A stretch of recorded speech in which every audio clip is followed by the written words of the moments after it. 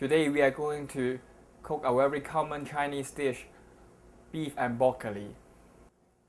Then we are going to move on to the green onions. We just have to chop off the bottom root part, and we definitely will save the white part and the green part because especially the white part it will give a lot more aroma.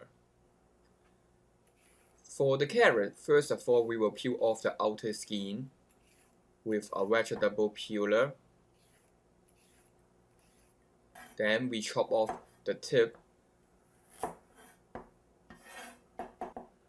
Then we can start cutting off the carrot into pieces just like the same size as the broccoli stem, around half an inch thick, and be sure each size should be equal.